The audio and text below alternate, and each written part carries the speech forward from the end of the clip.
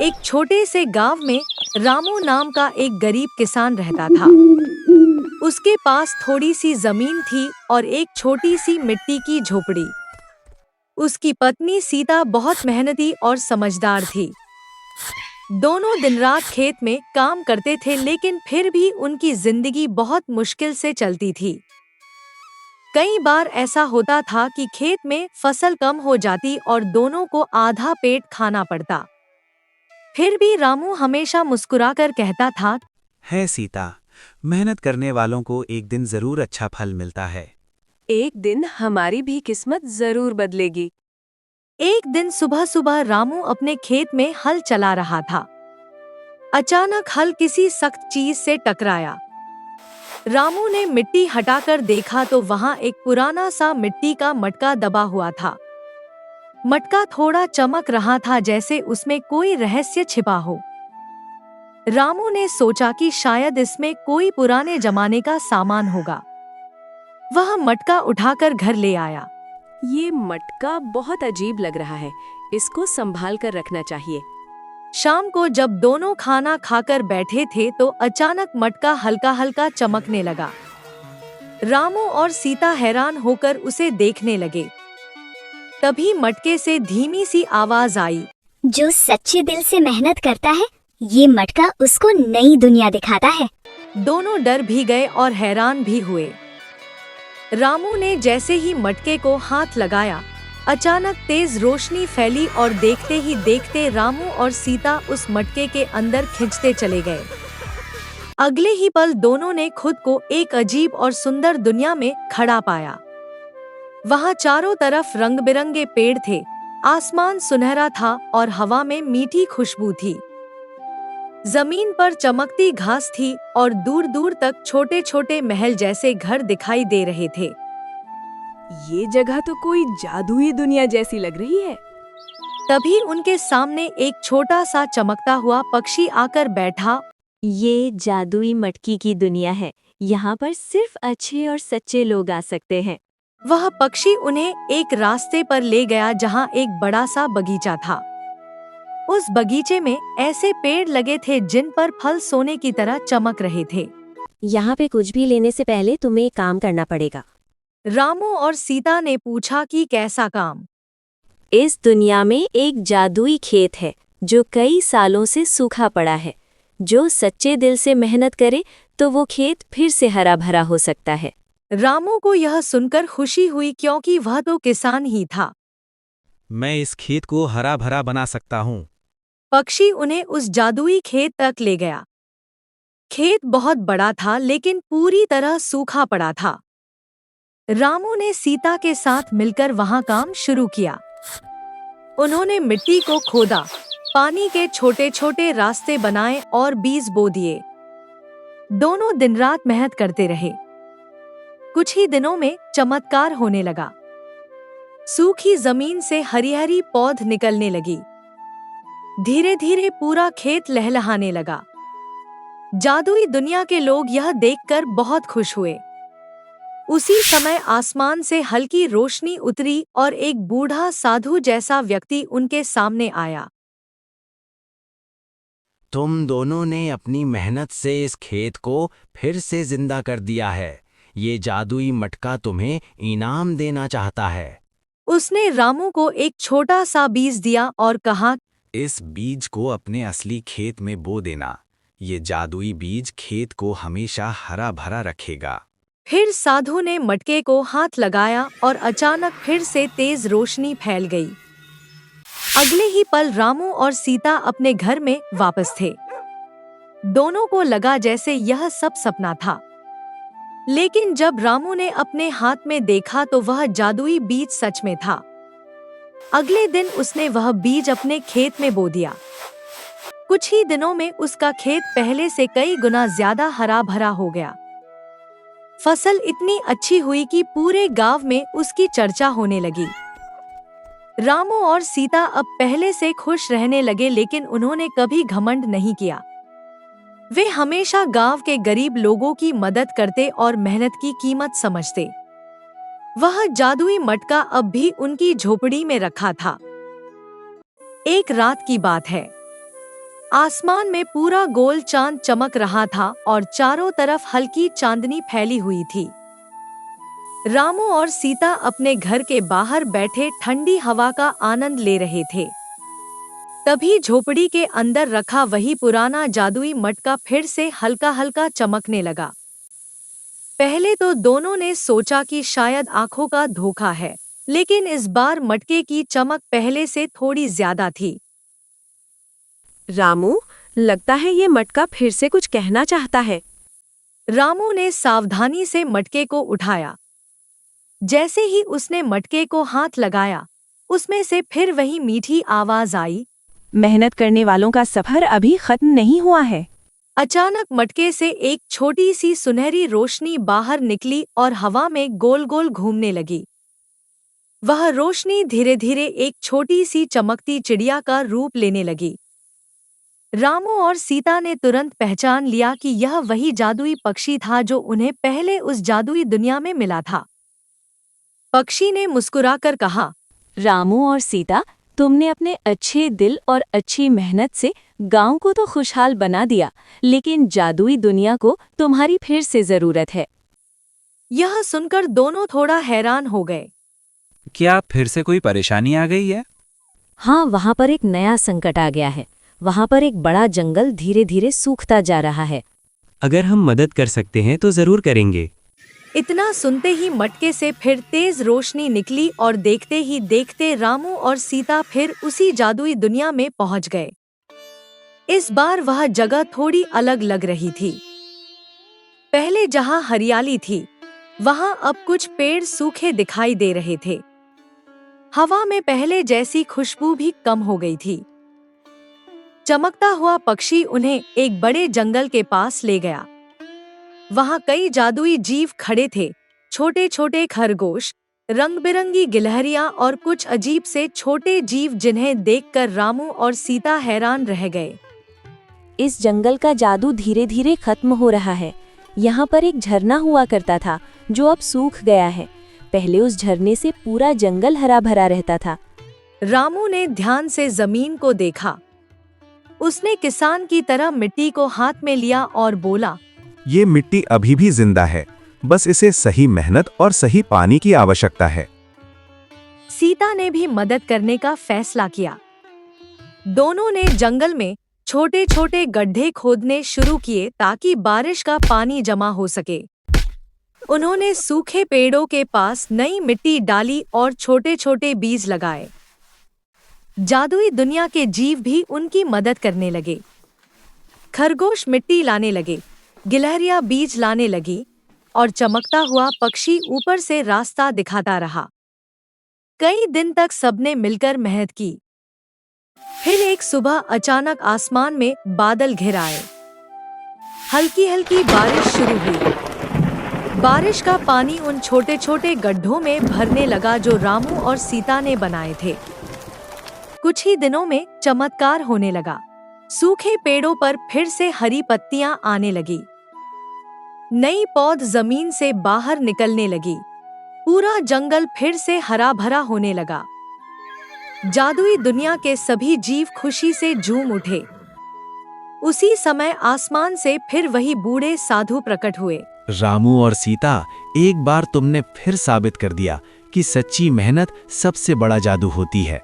साधु ने इस बार उन्हें एक छोटी सी चमकती मटकी दी और कहा, ये जादुई मटकी तुम्हारे गांव के लिए है। जब भी गांव में किसी को जरूरत होगी, ये मटकी उसकी मदद करेगी, लेकिन उसी की जो ईमानदारी और मेहनत से काम करेंगे।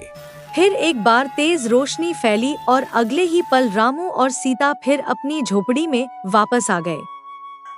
सुबह जब गांव के लोग जागे तो उन्होंने देखा कि रामू का खेत ही नहीं, बल्कि आसपास के कई खेत भी पहले से ज्यादा हरे भरे हो गए हैं। धीरे धीरे पूरा गांव खुशहाल होने लगा। रामू और सीता पहले की तरह ही सादा जीवन जीते रहे। वे हमेशा लोगों को यही सिखाते कि असली जादू किसी मटके में नहीं, बल्कि मेहनत, ईमानदारी और अच्छे दिल में होता है। और उस रात से लेकर आज तक जब भी गांव में कोई सच्चे दिल से मेहनत करता है, रामू की झोपड़ी में रखा वह जादुई मटका हल्का हल्का चमकने लगता है, जैसे वह अभी भी उस जादुई दुनिया का रास्ता छुपाए बैठा हो। एक छोटे से गांव में राजू नाम का एक लड़का रहता था। राजू को अपनी नई साइकिल बहुत पसंद थी और वह रोज सुबह साइकिल से स्कूल जाता था। एक दिन जब वह स्कूल से वापस आया तो उसकी साइकिल घर के बाहर नहीं थी। माँ, मेरी साइकिल कहाँ गई? उसकी माँ बाहर आई और बोली, अरे, यहीं तो रखी थी तुमने। पूरे घर में खोजा गया लेकिन साइकिल कहीं नहीं मिली। अगले दिन गांव में एक और खबर फैली कि शर्मा जी की साइकिल भी गायब हो गई थी। अब गांव के लोग डरने लगे। किसी ने कहा, ये कोई भूत का काम लगता है। हाँ, मैंने रात में सफेद साया देखा था। धीरे धीरे पूरे गांव में अफवाह फैल गई कि एक साइकिल चोर भूत गांव में घूम रहा है। बच्चे शाम होते ही घरों में छिपने लगे और कोई भी अपनी साइकिल बाहर नहीं छोड़ता था। राजू को ये बात अजीब लगी और उसने सोचा, भूत साइकिल क्यों चुराएगा। उसने अपने दोस्त सोनू को बुलाया और दोनों ने मिलकर सच पता लगाने का फैसला किया। रात होते ही दोनों चुपके से बाहर निकले और एक पेड़ के पीछे छिपकर इंतजार करने लगे। आधी रात हो गई और चारों तरफ सन्नाटा था। अचानक झाड़ियों में हलचल हुई और एक सफेद कपड़े में लिपटा हुआ साया धीरे धीरे आगे बढ़ने लगा। वह एक घर के बाहर रुका और वहां खड़ी साइकिल को उठाने लगा। सोनू डर के मारे कांपने लगा और बोला, राजू, ये तो सच में भूत है। नहीं, कुछ गड़बड़ है। दोनों धीरे धीरे उसके पास पहुंचे। जैसे ही वे पास गए, राजू ने जोर से चिल्लाया, कौन है वहाँ? साया घबरा गया और भागने लगा। राजू और सोनू उसके पीछे दौड़े। दौड़ते दौड़ते साया ठोकर खाकर गिर गया और उसका सफेद कपड़ा हट गया। दोनों ने देखा कि वो कोई भूत नहीं था, बल्कि गांव का ही आदमी रामू था। सोनू हैरान होकर बोला, रामू काका, आप? रामू शर्म से सिर झुकाकर बोला, हाँ बेटा, मैं ही हूँ। राजू ने पूछा, लेकिन आप ऐसा क्यों कर रहे थे? मेरे पास पैसे नहीं थे। मैं साइकिलें चुराकर शहर में बेच देता था और लोगों को डराने के लिए भूत बन जाता था। अगली सुबह राजू और सोनू ने सारी बात गांव वालों को बता दी। गांव वाले गुस्से में आ गए और रामू ने अपनी गलती मान ली। पंचायत ने उसे सजा दी और सभी साइकिलें उनके असली मालिकों को वापस मिल गईं। अब गांव में फिर से शांति हो गई। राजू मुस्कुराते हुए बोला, देखा, भूत नहीं था, बस एक चोर था। लेकिन कहानी यहीं खत्म नहीं होती थी। असली मजा तो अब शुरू हुआ था। रामू के पकड़े जाने के बाद भी गांव में अजीब अजीब घटनाएं होने लगी। एक रात फिर से किसी की साइकिल गायब हो गई। लोग बोले, अरे, रामू तो पकड़ा गया, फिर ये कौन है? सोनू ने डरते हुए कहा, राजू, कहीं सच में भूत तो नहीं था जो अब भी घूम रहा है? राजू ने हंसते हुए कहा, अरे पागल, दूसरा भी इंसान ही होगा। लेकिन अंदर से उसे भी थोड़ा डर लग रहा था। अगली रात राजू और सोनू फिर से जासूसी करने निकल पड़े। दोनों एक दीवार के पीछे छिप गए। तभी अचानक एक अजीब सी आवाज आई।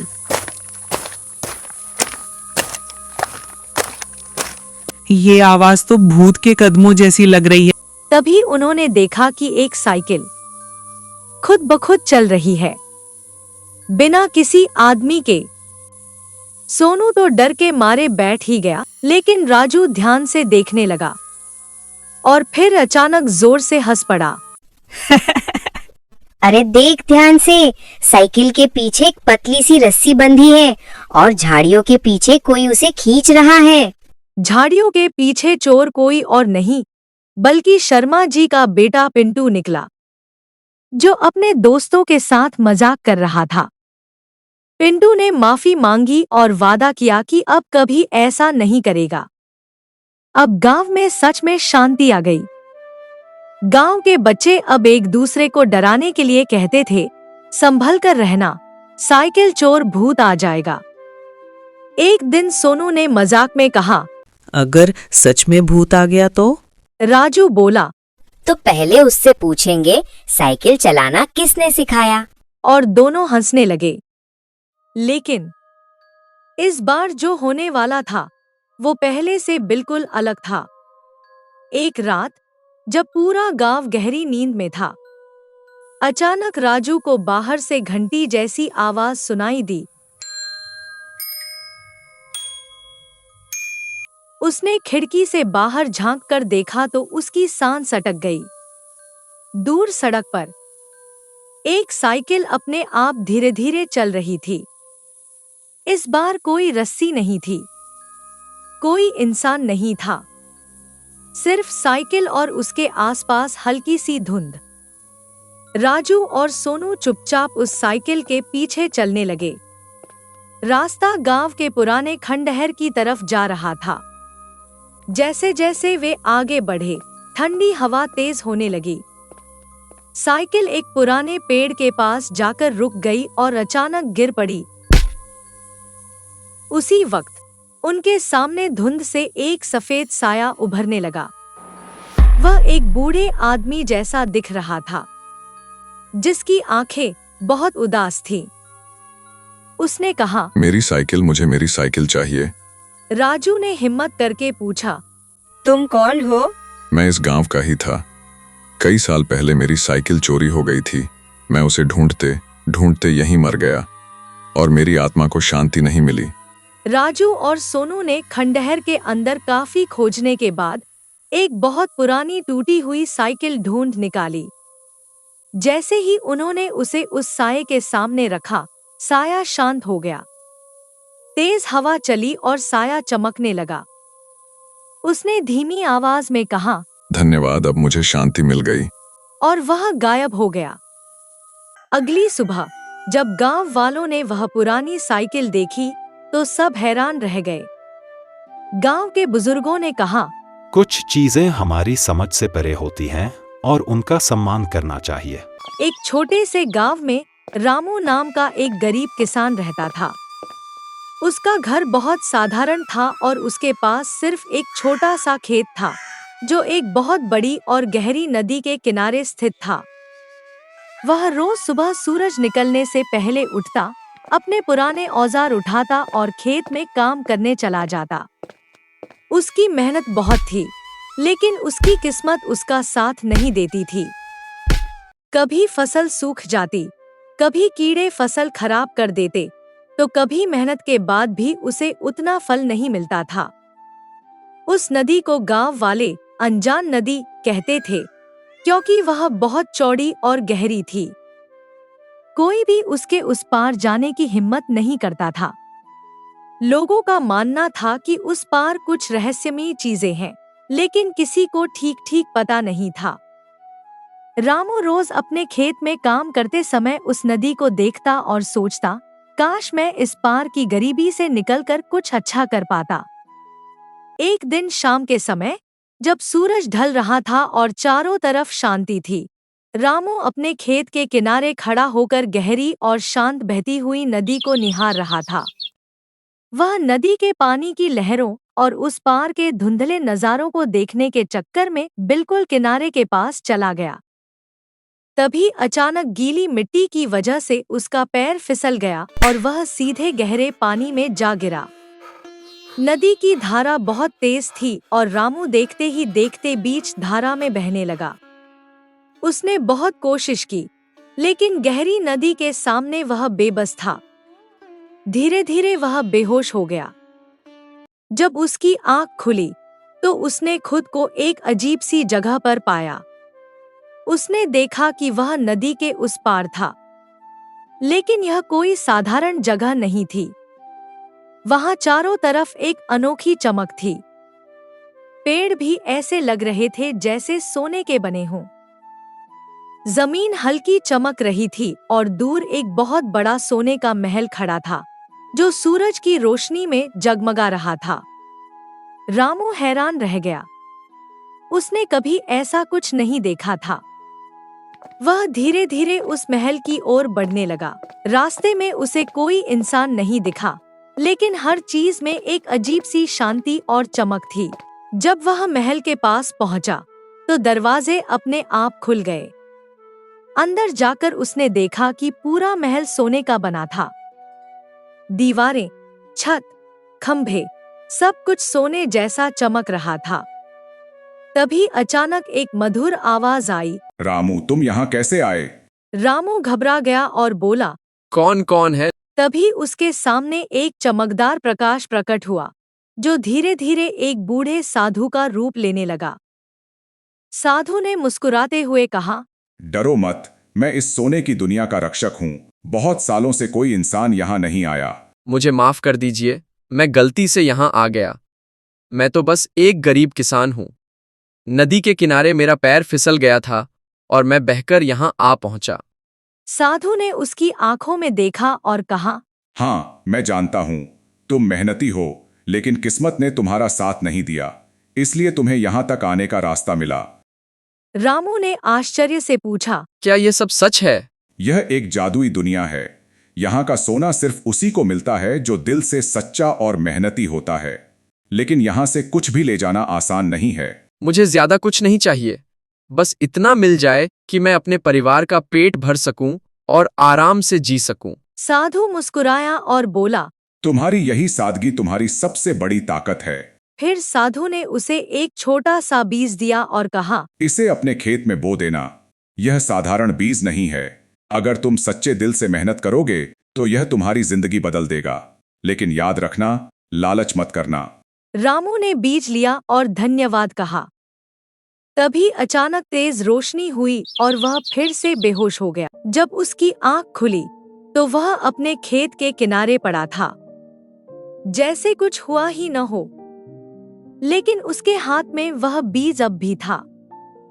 रामू ने उस बीज को अपने खेत में बो दिया। वह रोज उस बीज की देखभाल करता, पानी देता और मेहनत करता। कुछ ही दिनों में वहां एक छोटा पौधा उगाया, जिसकी पत्तियां हल्की चमकती थी।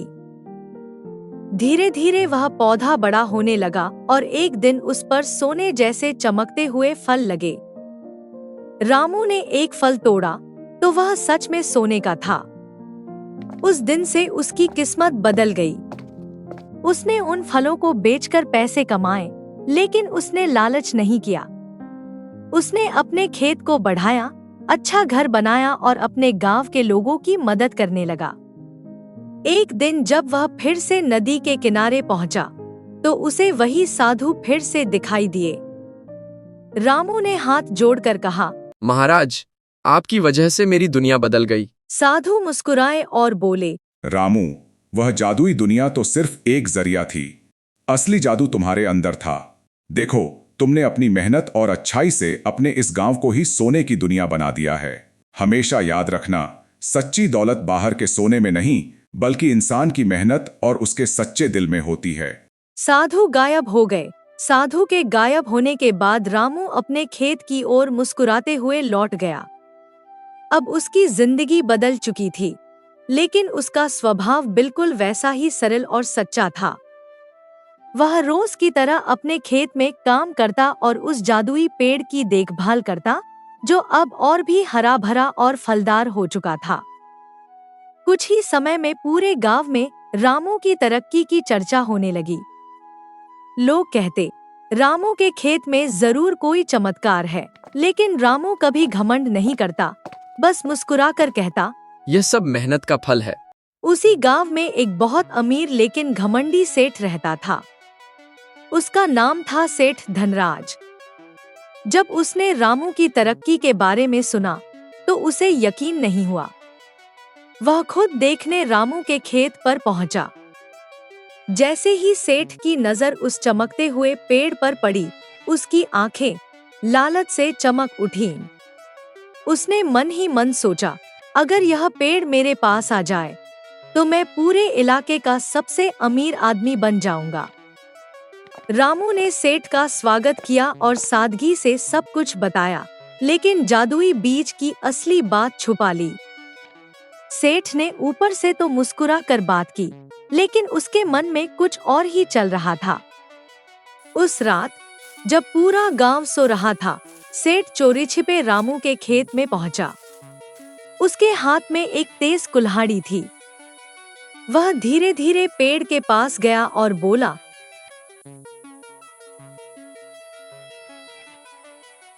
जैसे ही उसने पेड़ पर पहला वार किया, अचानक जमीन हिलने लगी और पेड़ से एक तेज रोशनी निकलने लगी। सेठ डर गया, लेकिन लालच के कारण वह रुका नहीं और फिर से कुल्हाड़ी चलाने लगा। तभी पेड़ के अंदर से वही साधु प्रकट हुए। उनकी आंखों में अब शांति नहीं, बल्कि गंभीरता थी। रुक जाओ धनराज, यह पेड़ मेहनत और सच्चाई का प्रतीक है, लालच का नहीं। मुझे यह पेड़ चाहिए। मैं अमीर हूँ, मैं कुछ भी पा सकता हूँ। दौलत से सब कुछ नहीं खरीदा जा सकता। तुमने बिना मेहनत के पाने की कोशिश की है, इसलिए तुम्हें इसकी सजा मिलेगी। जैसे ही साधु ने यह कहा, सेठ के हाथ की कुल्हाड़ी जमीन पर गिर गई और वह वहीं बैठ गया। अचानक पेड़ के सारे सुनहरे फल गायब हो गए और पेड़ साधारण सा दिखने लगा। मेरा सोना कहाँ गया? यह सोना सिर्फ उसी के लिए है जो सच्चे दिल से मेहनत करता है। तुम्हारे लिए यह सिर्फ एक साधारण पेड़ है। इतने में रामू भी वहां पहुंच गया। उसने देखा कि सेठ डरा हुआ बैठा है। रामू ने साधु को प्रणाम किया और सेठ की ओर देखा।